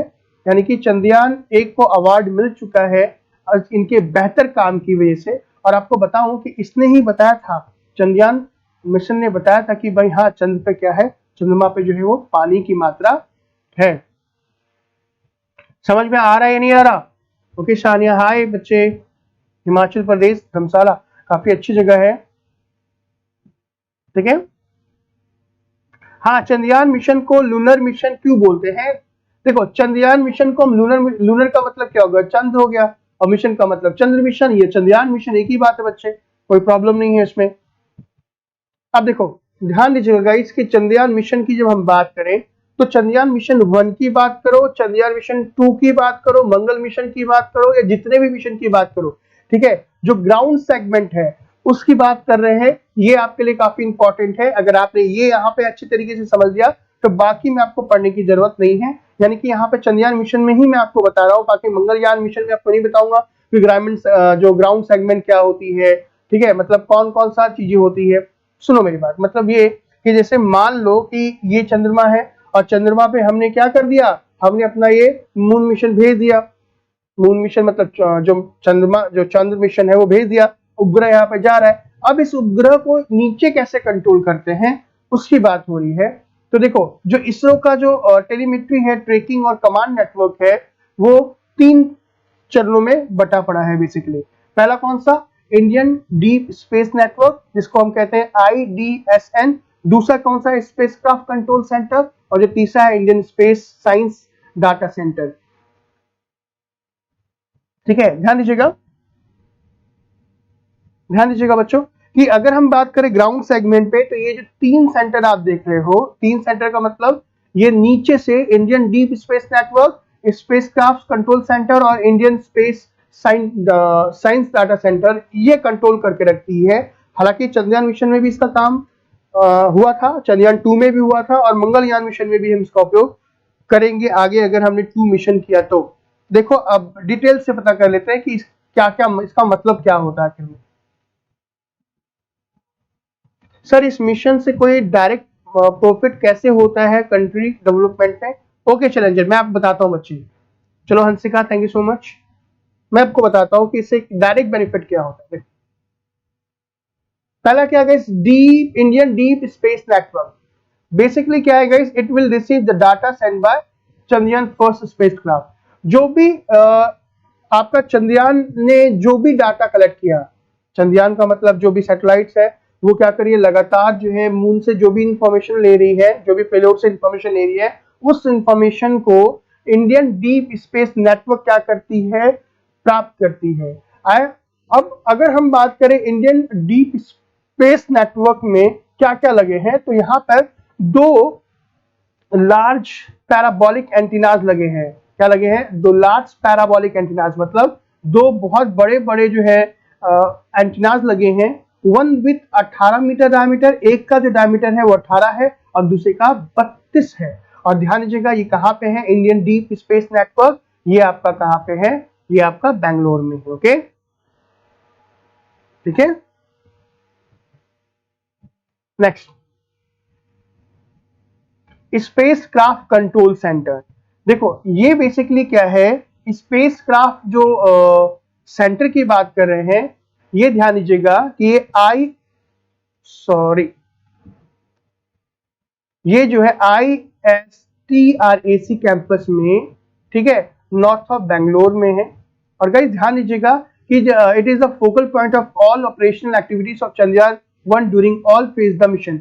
मतलब कि जो चंद्रयान फर्स्ट जो मिशन था उसके जितने भी चरण थे उन सभी पे क्या करेगा, ये नजर रखेगा। मतलब नजर रखा था और आगे भी अगर कोई इस तरीके का मिशन होता है तो स्पेस क्राफ्ट कंट्रोल सेंटर उस पर नजर रखता है। अगर कोई भी प्रॉब्लम अगर आ जाती है तो यहीं से बैठे बैठे दूर की जा सकती है। दूसरा है Indian space science data centre. ध्यान रखिएगा ये जो है थर्ड एलिमेंट है ग्राउंड सेगमेंट का, ये भी कहां पे है, बेंगलोर के अंदर में है। ये गाइस क्या करता है, जो भी IDSN डाटा रिसीव करता है, ठीक है, और वो क्या करता है कि डाटा रिसीव करने के बाद इंडियन स्पेस डाटा सेंटर के पास वो डाटा भेज देता है, जहां पर ये क्या करती है, उस डाटा को स्टोर करती है, आगे प्रोसेस करती है और जितने भी साइंटिफिक इंस्टीट्यूट होंगे पूरे के पूरे इंडिया के अंदर में, उन सभी को ये एजेंसी के थ्रू भेज देती है। यानी कि Indian space science data centre केवल चंद्रयान नहीं, मंगलयान भी और जितने भी मिशन होते हैं वो क्या करती है कि वो डाटा को स्टोर करके प्रोसेस करके जिनको ये चाहिए होगा उनके पास ये भेज देती है। अगर मान लो जैसे अभी चैलेंजर ने पूछा कि इस मिशन से डायरेक्ट प्रॉफिट कैसे होता है, हालांकि देखो चंद्रयान मिशन की बात की जाए या फिर स्पेस मिशन की बात की जाए तो स्पेस ट्रीटी आज से कुछ सालों पहले हमने बनाई थी, जिसको हम स्पेस संधि बोलते हैं। स्पेस संधि के अंतर्गत कि स्पेस में कोई भी अगर अन्वेषण या कोई भी रिसर्च होता है तो वो उस देश का नहीं होगा, वो पूरे के पूरे देश का होगा। मतलब कि अगर मान लो हमने चंद्रयान मिशन किया तो चंद्रयान मिशन में हमने पता लगा लिया कि भाई चंद्रयान मिशन जो है उसने पानी की खोज की, तो अब चंद्रयान मिशन से जो जो प्रॉफिट है अब वो हमसे, हमारे जो मित्र देश है वो उससे डाटा प्राप्त कर सकते हैं। कुछ कॉस्टिंग अगर होती होगी तो हम ले लेंगे उनसे, जो हमारा कॉस्ट हुआ, बट उनको हम दे देंगे। तो इस तरीके से क्या होता है कि जो इंटरनेशनल सहयोग होता है वो भी बढ़ता है। अभी मैंने आपको बताया ना कि जैसे जो ऑब्जेक्टिव था गगनयान के, तो सेम अगर जितने भी मिशन है स्पेस मिशन के, सेम ऑब्जेक्टिव होते हैं बच्चों, ठीक है। अब चंद्रयान 2 की बात कर लेते हैं। ध्यान दीजिएगा, चंद्रयान 1 के बारे में जो इन्फॉर्मेशन जितनी होनी चाहिए थी आपको पता लग गई। अब चंद्रयान 2 के क्या उद्देश्य थे? देखो सेम उद्देश्य। अगर हम बात करें, चंद्रयान 2 जो था इंडिया का दूसरा मिशन था। कौन सा मिशन? इंडिया का दूसरा मून मिशन था आफ्टर चंद्रयान फर्स्ट। और इसे जो लॉन्च किया गया था कब? आपका 22 जुलाई को 2:43 पे जीएसएलवी मार्क 3 के द्वारा, जीएसएलवी मार्क 3 M1 के द्वारा। ध्यान दीजिएगा गाइस, इसका पूरा नाम क्या है? Geosynchronous satellite launching vehicle mark 3। और वो भी कब? सेकेंड लॉन्च पैड, जो सेकेंड लॉन्च पैड था वो कहां पे? सतीश धवन स्पेस सेंटर से। अब क्वेश्चन देखो यहीं से आ गया। अगर आपने यूपीपीसीएस का एग्जाम दिया होगा अभी फिलहाल 2020 का, तो आपने देखा होगा वहां पे दो क्वेश्चन पूछे गए यहाँ पे। क्या कि पहला क्या कि जो जीएसएलवी मार्क 3 है, ठीक है, वो कितने स्टेज का है, और चंद्रयान मिशन 2 जो है उसका नाम क्या था। बेसिकली चंद्रयान मिशन 2 को जो भेजा गया था उस व्हीकल का नाम क्या था? तो उसका नाम क्या था? GSLV mark 3 M1। M1 ध्यान रखेंगे, ये लास्ट में जो M1 ये काफी इंपॉर्टेंट है। अब यहीं से क्वेश्चन वो पूछ लेते हैं। तो समझ में आ रहा है कि क्वेश्चन कहां से पूछा जाता है। नेक्स्ट, मेन ऑब्जेक्टिव क्या था इसका कि और अच्छे तरीके से जो मून की जो डिस्कवरी है, जो पिछली चंद्रयान फर्स्ट से हमने करी थी, उसके आगे और अच्छे तरीके से पता करना, जिससे क्या हो कि इंडिया को, भारत को बेनिफिट हो। और ध्यान दीजिएगा गाइस कि चंद्रयान मिशन 2 जो है वो डिटेल इंफॉर्मेशन जो है मून के टोपोग्राफी के बारे में, टोपोग्राफी बता चुका हूं क्या होता है, स्थलकृति के बारे में, वहां के एटमॉस्फेयर के बारे में। मतलब हम कह सकते हैं कि जितनी जानकारी हमें चंद्रयान मिशन फर्स्ट से मिली थी, उसी जानकारी को और अच्छे तरीके इनहेंस करने के लिए और अच्छे तरीके से, मतलब गहन अध्ययन के लिए चंद्रयान मिशन 2 भेजा गया था। हालांकि ऐसा माना जा रहा है कि चंद्रयान मिशन 3 जो होगा उसमें हम क्या करेंगे? मानव के साथ भेजेंगे। मतलब कि हमारा जो चंद्रयान, अगर गगनयान सक्सेस हो जाता है, तब हम चंद्रयान थर्ड में हम क्या करेंगे कि उसमें हम ह्यूमन को भेजेंगे, मतलब मानव को भेजेंगे, अपने अंतरिक्ष यात्री को भेजेंगे, ताकि और अच्छे तरीके से स्टडी कर पाए। अभी ये समझ में आ रहा है या नहीं आ रहा है? कमेंट करके मुझे बता दो फटाफट। क्या चंद्रयान मिशन अच्छे तरीके से समझ में आया? चंद्रयान 2 जो मैं बता रहा हूं क्या समझ में आ रहा है? कमेंट करेंगे प्लीज। और जितने भी लोग देख रहे हो लाइक तो कर सकते हो यार। लगातार बोलना पड़ता है, इस बात का ध्यान रखेंगे। तो यहाँ पे जो है 1 वे कम्युनिकेशन है। अगर आप सभी कमेंट करके बताएंगे कि हाँ सर समझ में आ रहा है, तो फिर अच्छा लगेगा मुझे भी। और अगर कोई चीज समझ में नहीं आ रही है तो आप मुझे वो भी बताएं, ताकि मैं और अच्छे तरीके से डिटेल करूं। लेकिन प्लीज ये पीडीएफ वाली क्लास मत पूछना कि पीडीएफ कब है, हिस्ट्री क्लास क्यों नहीं हो रही, ठीक है। जो भी क्लास हो रही है वो आप सभी के लिए बेनिफिशियल है, ध्यान दीजिएगा। क्लियर है? ओके, हरिकेश आ रहा है, बिल्कुल सही। प्रेरणा ने कहा है आ रहा है, रीतिराज आ रहा है। जितने भी लोग आज पहली क्लास में हैं वो भी बता सकते हैं कि सर हाँ क्लास समझ में अच्छे तरीके से आ रही है। जितने भी लोग पहले हैं, ठीक है, समझ में आ रहा है, ठीक है। देखो अभी तो ये जो हम ऑफलाइन क्लास कर रहे हैं बच्चों, जब सॉरी ऑनलाइन क्लास है, जब जैसे ही ऑफलाइन क्लास होगी, जब मैं आपके साथ क्लास में आऊंगा ऑफलाइन क्लास में, तब और भी बहुत अच्छे तरीके से बातें करेंगे। क्योंकि यहाँ पे क्या है ना, केवल कुछ क्वेश्चन को लेके मैं बोल रहा हूँ, ठीक है। चंद्रयान समझ में आ रहा है। मिशन भेजा सर, मिशन भेजा क्यों गया था बताया तो बच्चे। आप थोड़ा फास्ट चल रहे हैं। सद्दाम हुसैन, मैं फास्ट चल रहा हूँ जैसे। क्या पूरी तरह सक्सेस हुई है सर चंद्रयान मिशन 2? बताता हूँ चंद्रयान मिशन 2 सक्सेस पूरी तरीके से हुई है या नहीं। ओके, कितने लेक्चर होंगे स्पेस साइंस पर? प्रेरणा स्पेस साइंस पर आज एक लेक्चर, और ज्यादा से ज्यादा कल एक और लेक्चर। उसके बाद हम बायोटेक्नोलॉजी की बात करेंगे, ठीक है। चलो, सबको समझ में आ रहा है? ओके, सद्दाम हुसैन हम फास्ट चल रहे हैं। थोड़ा सा कैसे फास्ट भाई? मैं तो बहुत धीरे धीरे समझा रहा हूं। चलो ठीक है, चलो सबको आ रहा है समझ में, है ना। देखो फिर आगे बढ़ते हैं। अभी तो हम जो मेन चंद्रयान 2 है वो पहुंचे नहीं है। देखो बेसिक इंफॉर्मेशन की बात की जाए तो हालांकि ये सब जरूरी नहीं है, लेकिन फिर भी पता होना चाहिए कि भाई चंद्रयान मिशन में मतलब उसका टोटल मास क्या था, जो वजन था वो कितना था। ठीक है, ध्यान रखिएगा कि टोटल मिशन का जो मिशन का मास था, वजन था, वो कितना 3.8 टन था। और जो इंटायर प्रोजेक्ट था, पूरा का पूरा जो प्रोजेक्ट था वो 978 करोड़ रुपए में ये चंद्रयान मिशन 2 जो है वो लॉन्च किया गया था। गाइस ध्यान दीजिएगा कि इसमें 603 करोड़ केवल स्पेसक्राफ्ट में और 375 करोड़ जो था जीएसएलवी मार्क 3 में ही यूज किया गया था। सर ऑफलाइन क्लास के बाद ऑनलाइन बंद कर दोगे क्या? नहीं, बंद नहीं करूंगा, ये ऑनलाइन ही रहेगी। ठीक है, देखो चंद्रयान मिशन 2 की बात करें, इसमें 3 चीजें थी, ऑर्बिटर, लैंडर और रोवर, जिसको आप प्रज्ञा कहते हैं। कुछ बेसिक चीजें तो आपको पता थी, है ना, ये सब ऑर्बिटर, लैंडर और रोवर के बारे में, लेकिन मैं यहाँ पे थोड़ा सा एडवांस बताऊंगा आपको, ताकि अगर इससे रिलेटेड कोई भी क्वेश्चन आ तो आप बता सको। चंद्रयान 2 की जब बात करेगा तो आप बोल सकते हो कि चंद्रयान 2 भारत का पहला अंतरग्रही मिशन था, जिसमें पूरी तरीके से 2 लेडीज ने इसे क्या किया था, 2 महिलाओं ने इसे क्या किया था, कंडक्ट किया था। ठीक है, ध्यान रखना कि भारत का पहला ये क्या है, आपका अंतरग्रहीय मिशन था, इंटरप्लेनेटरी मिशन था, जिसमें पूरी तरीके से 2 महिलाएं ने इसे कंट्रोल किया था, जिसमें प्रोजेक्ट डायरेक्टर थी कौन सा, एम बनी था, और मिशन डायरेक्टर थी रितु किरधाल। ये इस बात का ध्यान दीजिएगा भाई, पहली बार ऐसा कोई मिशन जिसमें पूरी तरीके से 2 महिला थी।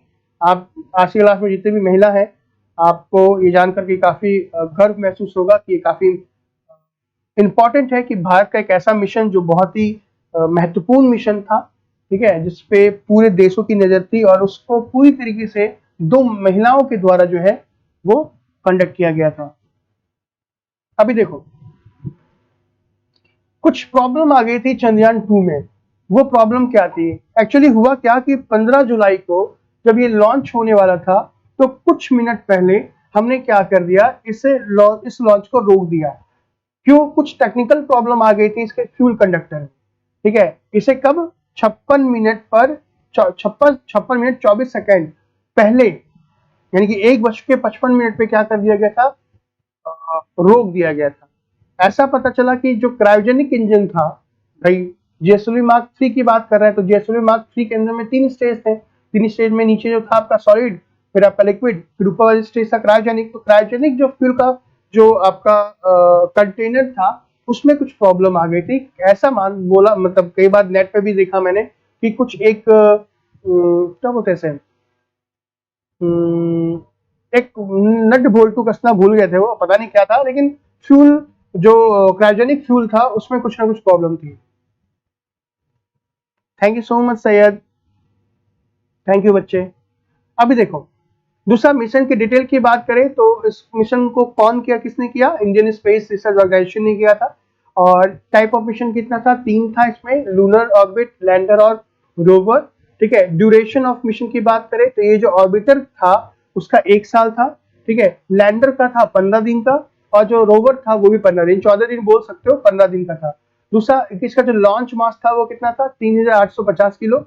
और मास ऑफ पेलोड की बात करा, पेलोड का मतलब जो वजन था उसका कितना था? ऑर्बिटर का कितना?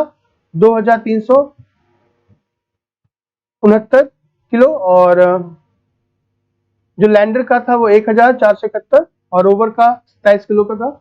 और ये जो लॉन्च था कब हुआ था? 22 जुलाई 2019 को मेरे ख्याल से। और रॉकेट जीएसएलवी मार्क 3, इसका अगर स्क्रीनशॉट लेना चाहो तो एक बार ले लो, ये डाल देना चंद्रयान 2 मिशन में,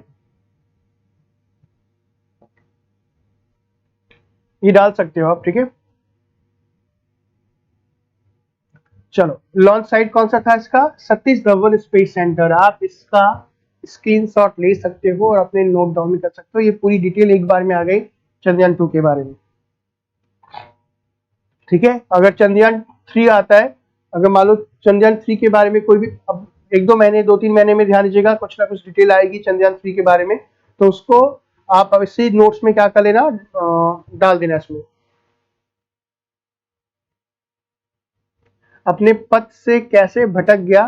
कहते हैं शरद कहते हैं कि जो ये जो जा रहा था, स्पीड इसकी इतनी तेज थी, ठीक है, स्पीड इतनी तेज थी और कनेक्शन थोड़ा सा जो है लूज हो गया और ये डायरेक्ट जो है आपका जो लैंडर था वो टायर टकरा गया था। ठीक है, कपिल सर कुछ अदर कंट्री की कुछ इंपॉर्टेंट स्पेस मिशन को भी एक्सप्लेन कीजिएगा उसे। हाँ नहीं, मैं करूंगा करूंगा वो भी करूंगा। ठीक है, you are only reading notes in very matter, KC Pathak, is that clear? देखो नेक्स्ट आ जाओ। देखो जीएसएलवी मार्क 3 की बात करें, जीएसएलवी मार्क 3 में आपको प्रॉपर तरीके से बता चुका हूं, ध्यान दीजिएगा कि जीएसएलवी मार्क 3 का पूरा नाम क्या है, geosynchronous satellite launching vehicle mark 3। और ये बहुत ही पावरफुल जो है वो एक लॉन्च व्हीकल है अभी तक का हमारे पास। ठीक है, और चंद्रयान 2 जो है स्पेस क्राफ्ट को इस 3 स्टेज के लॉन्चिंग व्हीकल के द्वारा भेजा गया था। ठीक है, और इस व्हीकल की जब बात करें तो इसमें जो है 2 सॉलिड स्टेट 1 बूस्टर मोटर है, एक कोल्ड लिक्विड बूस्टर मोटर है और क्रायोजेनिक कैपेसिटेंस है। अब भाई ये चीज आपको थोड़ा आज की क्लास में है वो थोड़ा सा समझ में नहीं आ रहा होगा। देखो इसमें 2 सॉलिड स्टेप 1 बूस्टर मोटर है। बूस्टर मोटर क्या है मैं आपको बता चुका हूं, और एक लिक्विड कोर है और दूसरा क्या है आपका जाकर के क्रायोजेनिक है। देखो यहाँ पे ये जो अगर आप इस फिगर में देख रहे हो तो ये जो क्रायोजेनिक हो गया, ये वाला जो पोर्शन देख रहे हो ये वाला बीच वाला पोर्शन, ये मैं कुछ और कलर ले लेता हूं। देखो ये जो देख रहे हो ये वाला पोर्शन ये क्रायोजेनिक है, ये वाला जो एक सिंगल देख रहे हो ये लिक्विड वाला है, और ये जो दोनों देख रहे हो ये सॉलिड बूस्टर मोटर है। ओके, हाँ बहुत स्पीड में आके रुक गया था बच्चे। चलो किसको सर इसको दोबारा एक्सप्लेन कर दो, अरुण किसको करना है बच्चे बताएं। तो जैसलमेर मार्क 3 के बारे में बहुत बार चर्चा हो गई तो उसको हटा देते हैं। अब हम थोड़ा सा रोवर के देखो ऑर्बिटर क्या था मैं आपको बता दूं। ऑर्बिटर क्या था, देखो जैसे ये चंद्रमा है, चंद्रमा को हम व्हाइट से बनाते हैं, ये है हमारा चांद।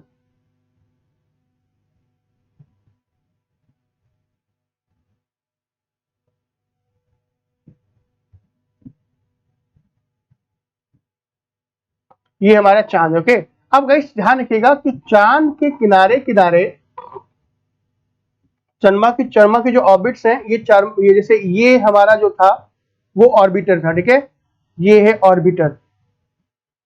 ये जो ऑर्बिटर था उसका काम था चंद्रमा के किनारे किनारे जो ऑर्बिट्स हैं उनकी लो अर्थ ऑर्बिट, उस ऑर्बिट पर चक्कर लगाना।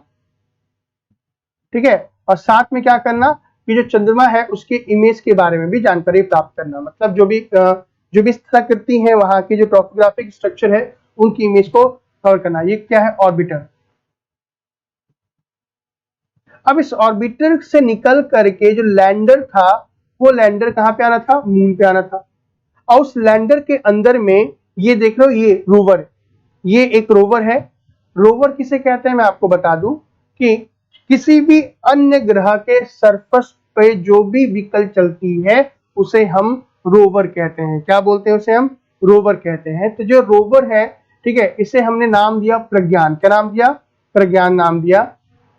और ध्यान दीजिएगा गाइस कि अब इस रोवर का जो मेन काम था वो वहां के मिनरल्स के बारे में, वो वहां के खनिज के बारे में, ठीक है, और साथ में उसमें जो भी केमिकल कॉम्पोजिशन होते थे उसके बारे में पता लगाने के लिए इस रोवर को हमने उस लैंडर के अंदर में इंस्टॉल किया था। ऐसा में, और साथ ही क्या वहां की जो मिट्टी है और वहां की जो चट्टान है उनका निर्माण कैसे हुआ उसके बारे में ये जो रोवर है वो जानकारी देता। क्या करता, वो जानकारी देता। आपने बहुत सारे मैसेज बोल दिए हैं, क्या क्या है पढ़ना पड़ेगा।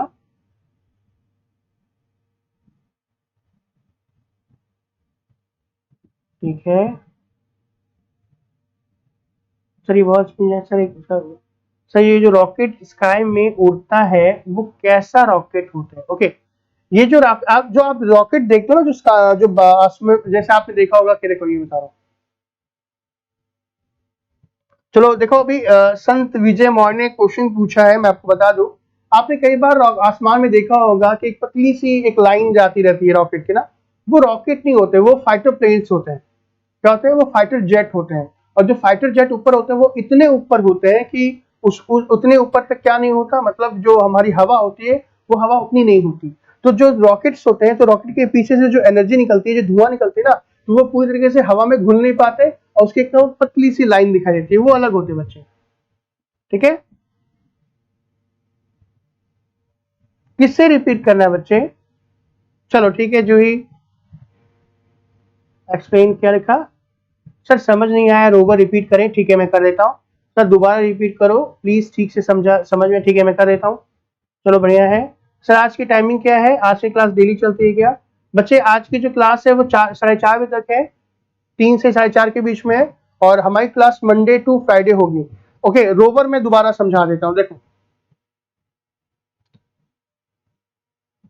देखो, रोवर को मैं ध्यान से समझा देता हूँ। देखो देखो, एक बार ध्यान से सुनेगा सारे के सारे।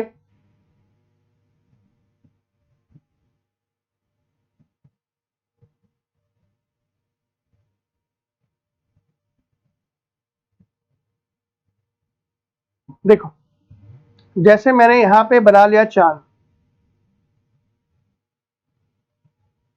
सॉरी माफ कीजिएगा, चांद जो है व्हाइट होता है।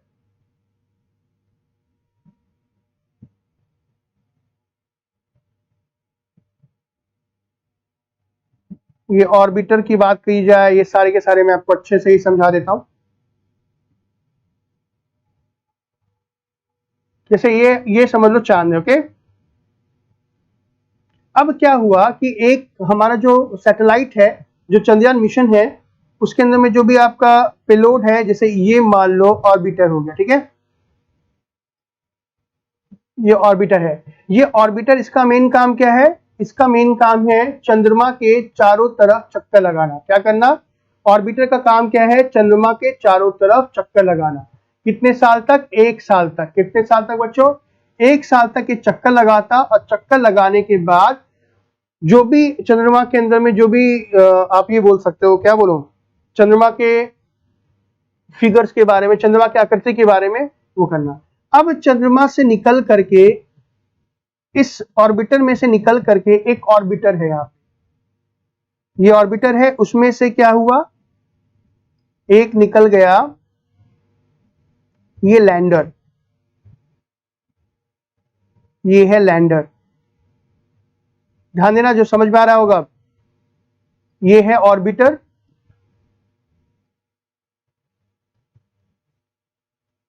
ऑर्बिटर से ये निकला लैंडर। ये जो लैंडर है वो कहां पे लैंड करता? वो लैंड करता आपके कहां पे? आपके चंद्रमा पे, चंद्रमा पे। ठीक है, अब इस लैंडर की जब हम बात करें, इस लैंडर के अंदर में एक छोटा सा रोवर है। रोवर किसे कहते हैं? इस रोवर के अंदर में कुछ पहिए लगे हैं, इस पहिए लगे हैं। अब ये रोवर जो है वो कहां पे आ जाता? वो आ जाता चंद्रमा पे। अब ये जो रोवर देख रहे हो, इस रोवर का मेन काम क्या था? ये जो लैंडर है और ये है रोवर,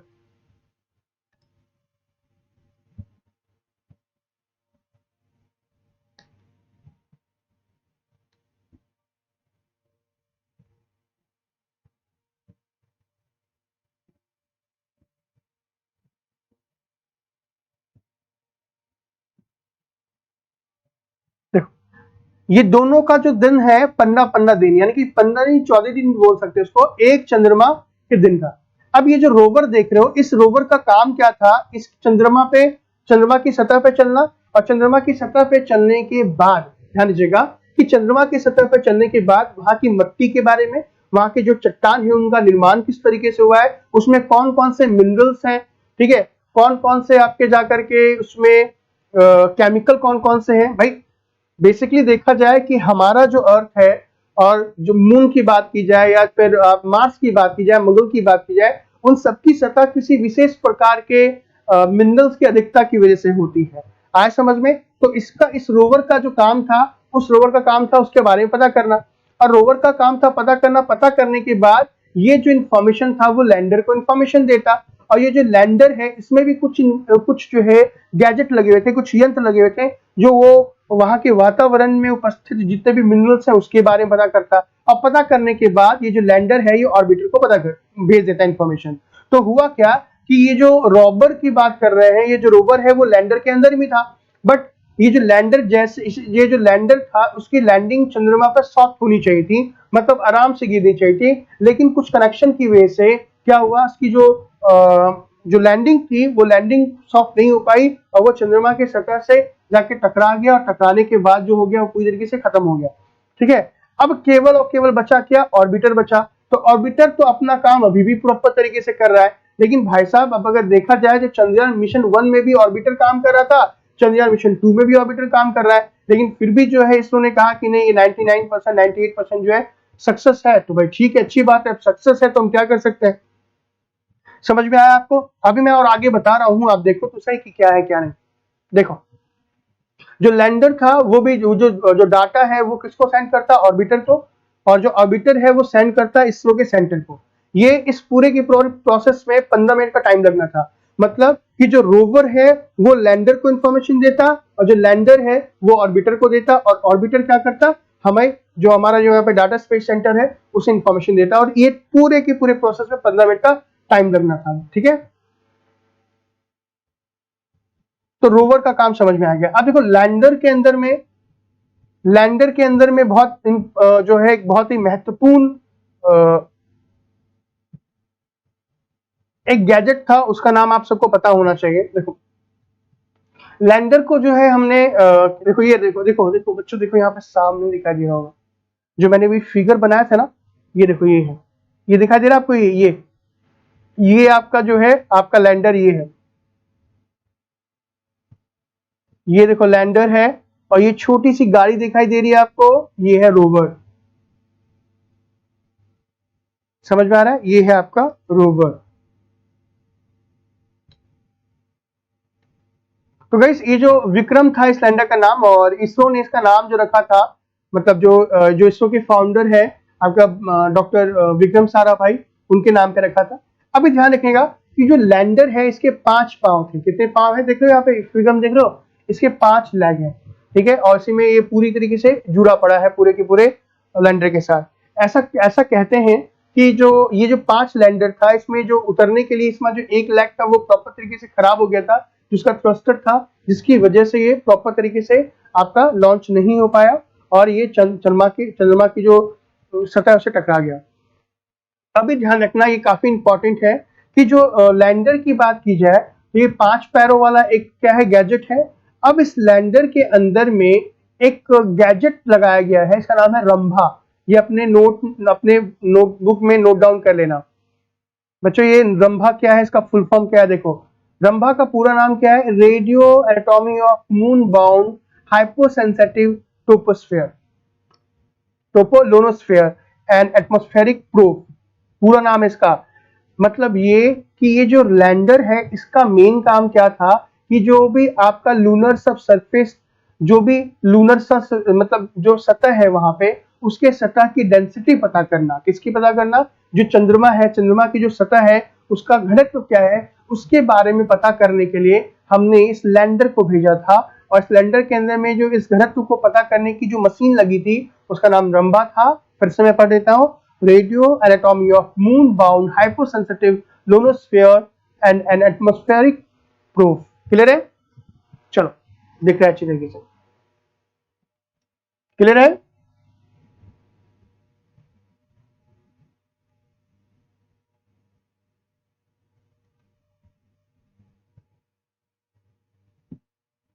इसके अलावा हम बात करेंगे इस, ये तो पता ही चाहिए, तो मैंने बता ही दिया कि जो नाम है इनका, विक्रम का नाम क्या है। लूनार का मतलब क्या होता है, लैंडर का मतलब होता है रोबर हो गया, ठीक है, लैंडर है रोबर उसके अंदर है। लूनार का मतलब चांद होता है बच्चे, और ये जो लैंडर है ये 14 दिन तक काम करता है। ओके, और गाइस जितना भी काम कर रहा था, ध्यान देखो, ये जो ड्यूरिंग दिस टाइम पीरियड अगर ये काम सक्सेसफुल करता तो जो विक्रम जो लैंडर है वो क्या करता, लगातार कम्युनिकेट करता किसके साथ, इंडियन डीप स्पेस नेटवर्क के साथ। बेलालू के निकट में एक जो बेंगलुरु है, बेंगलुरु के निकट में क्या है, बेलालू है, वहां पे इसको इंफॉर्मेशन को ये भेजता। ठीक है, इसके अलावा और कौन कौन सी चीजें हैं देख लेते हैं हम। The same network will use by orbiter and rover, ठीक है कोई बात नहीं। लैंडर का वजन ये तो बता ही दिया मैंने आपको, कोई मतलब नहीं है इसमें। अब देखो बेनिफिट क्या है, देखो what are the benefit to Indian from Chandrayaan two. आप में से क्वेश्चन पूछा इसने, इससे क्या मतलब है। नोट लिख नहीं पाते हैं क्या, या फिर पीडीएफ देते हैं? नहीं बच्चे, अभी नोट जो है आप धीरे धीरे से रोक रोक के आप आराम से नोट्स क्या कर सकते हो, बना सकते हो। पीडीएफ की सुविधा फिलहाल अभी नहीं होगी, ठीक है।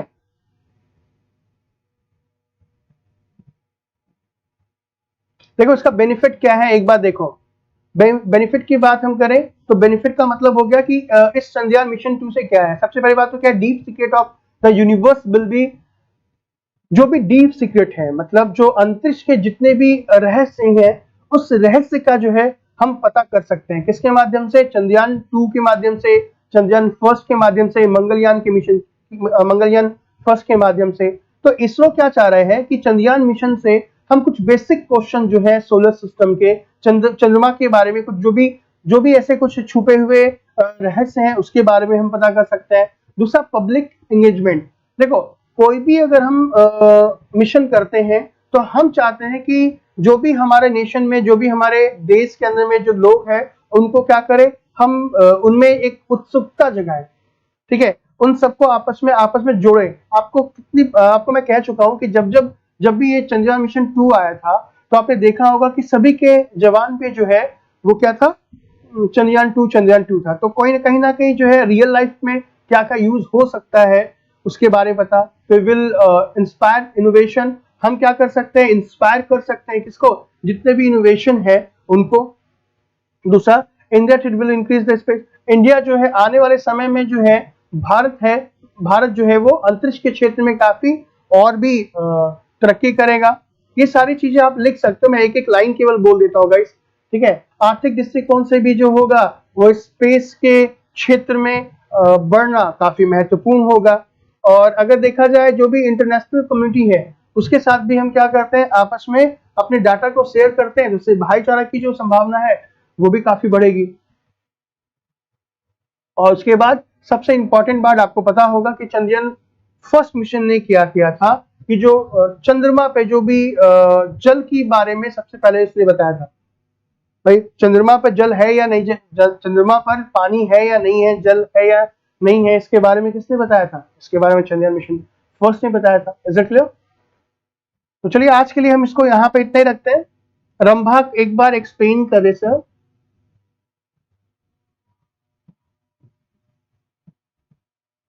Deepak Ranjan sir, what is the significance of the finding minerals and water on the other planets or moon like civilized विश्व? देखो एक्चुअली क्या है दीपक, बच्चे कोई भी क्षेत्र की, जैसे कि आपको पता होना चाहिए कि जो स्पेस एक्स है, स्पेस एक्स क्या कर, स्पेस एक्स का मोटिव क्या है कि वो दूसरे ग्रह पे इसलिए जा रहे हैं ताकि वहां पे जो भी मिनरल्स हैं या वहां पे पानी है या नहीं है उन सब के बारे में पता करें। और पता करने के बाद जो भी अर्थ पे जैसा भी इन्वायरमेंट है हम कहीं ना कहीं दूसरे ग्रह पे भी वैसे के वैसे इन्वायरमेंट को क्रिएट कर सके, ताकि आने वाले समय में अगर पृथ्वी पर रहना मुश्किल हो जाएगा तो हम यहां से कुछ स्पेसीज को ले जा करके दूसरे ग्रह पे बसा सके। हालांकि ये जो प्रोजेक्ट है वो काफी साल लगने वाले हैं, लेकिन कहीं ना कहीं अगर हम अभी से इसके बारे में अल्टरनेटिव नहीं सोचेंगे तो आने वाले समय में बहुत ही दिक्कत होगी, ठीक है। रंभा क्या है? रंभा बेसिकली एक प्रकार का एक गैजेट है जो आपका जाके लैंडर में लगा पड़ा है, ठीक है। उसका मेन काम है, रंभा का मेन काम है कि जो भी वहां की सतह की जो डेंसिटी है, चंद्रमा की डेंसिटी घनत्व है, उसके बारे में पता करना, साथ ही वहां के एनवायरमेंट के बारे में भी पता करना। ज्योति, only benefit to billionaires because only they can afford to live there in future। ज्योति ठीक है, आपका जो है वो कहना सही है, लेकिन ध्यान रखना कि अगर ऐसा होता है तो हम पहले जितनी भी स्पीसीज है, ऐसा नहीं कि वहां पे डाई जाके ह्यूमन बच जाएंगे, ऐसा कभी भी नहीं होगा। उस समय हम सबसे पहले क्या करेंगे कि वहां पर अगर हमने अपना कुछ बना लिया, अपने प्रयोगशाला बना ली, तो यहाँ पे जितने भी स्पीसीज हैं उन सबको जाके सबसे पहले रखेंगे, सबसे पहले सेव करेंगे कि मान लो कल को पृथ्वी नष्ट भी हो गई तो दूसरे ग्रह पर पे वो स्पीसीज अपना जो है संतुलन बनाए रखें। ठीक है प्रांजल, समझ में आ गया? पता है या नहीं मून पर पानी है या नहीं मून पर? अक्षय पानी है, इसके बारे में ही आपका चंद्रयान फर्स्ट ने कंफर्म किया था। न्यूज़पेपर पढ़ा करो, कुछ समझ में ज्यादा आएगा, कोई बात नहीं। तो गाइस आपको आज की क्लास कैसी लगी आप प्लीज बताएं, और भी कोई क्वेश्चन है तो मुझे पूछे, मैं बताता हूं आपको।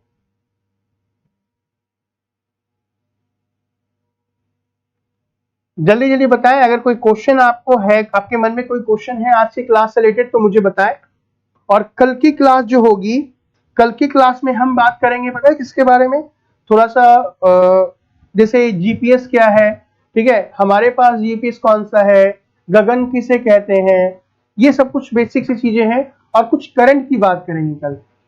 ओके, कल की क्लास हमारी लास्ट क्लास होगी, मतलब स्पेस साइंस की। अगर मान लो कोई करंट पे कुछ आता है तो मैं बार बार उसको करंट की क्लास में बता दूंगा। कल की क्लास में कुछ हम जीपीएस की बात करेंगे, हम कुछ करंट की बात करेंगे, या फिर स्पेस में कौन कौन सी चीजें हम बना चुके हैं वो बात करेंगे।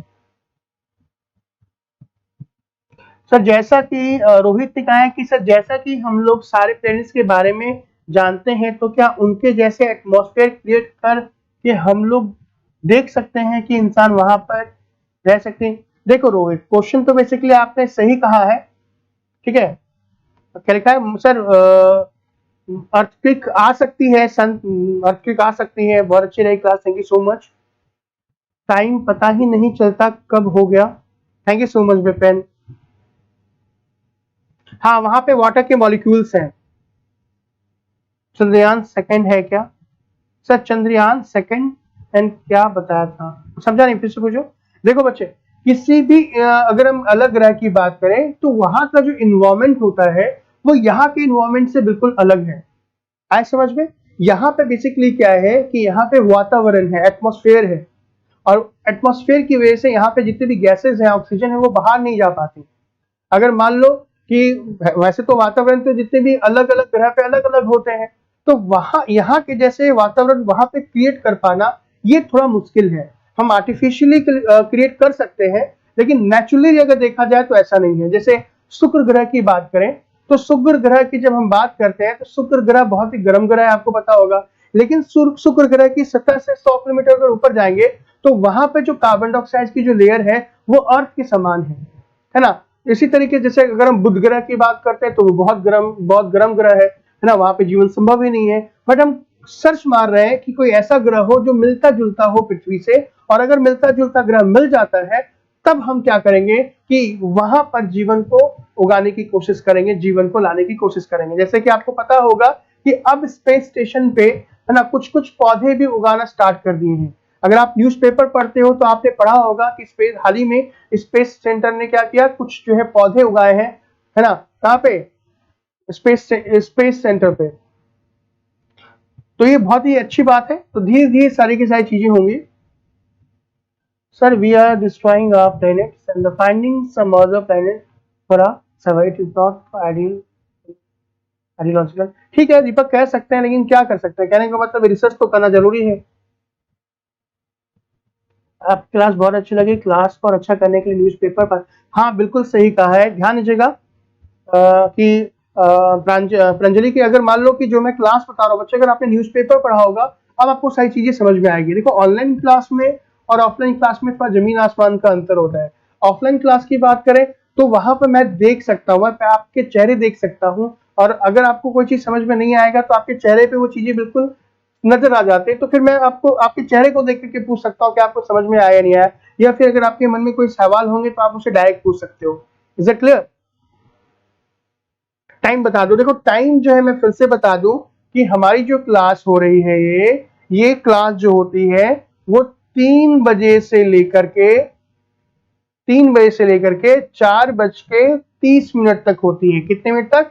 4:30 तक होती है। और ये क्लास फिलहाल जो है मंगलवार से लेकर के शुक्रवार तक लगातार होगी। कोशिश करूंगा कि सोमवार से शुक्रवार तक लगातार क्लास हो, और आप में से जितने भी बच्चे नए हैं मैं उनको ये बता दूं कि ये जो अभ्युदय का चैनल है इसमें सोमवार से लेकर के शुक्रवार तक क्लास होती है, सैटरडे और संडे क्लास नहीं होती है फिलहाल। अब मेरे बाद जो क्लास होगी वो सीसेट की क्लास होगी जिसमें मैथ या रीजनिंग कोई भी टीचर होंगे। Is that clear? तो चलो आज की क्लास में हम इतना रखते हैं। कल की क्लास स्पेस साइंस की क्लास जो होगी वो लास्ट होगी, ठीक है। और बहुत सारी अगर मान लो कोई भी टॉपिक छूट भी जाता है तो उसको मैं करंट में कवर कर लूंगा। ओके, आज की क्लास में इतना रखते हैं। Thank you so much guys. आप जो भी मैंने बताया है नहीं समझ में आया, इस वीडियो को दोबारा देखो और न्यूज़पेपर पढ़ो। So guys thank you so much, bye bye, take care. R K Pandey जी, हाँ आर के, मैं समझ रहा हूँ बच्चे, आपको एक्सप्लोर पे आप हो मेरे फेसबुक पे भी, ठीक है। हाँ तो इलाहाबाद वालों को मना है क्या क्लास करना, ऐसा कुछ नहीं। ओके, आज ज्योग्राफी है शायद, अभी जो भी क्लास है आप अभी 4:30 बजे से आप वो ज्वाइन कर लें, ठीक है। Thank you so much guys, bye bye, take care, ख्याल रखना आप सब में से भी। कल मिलते हैं 3 बजे।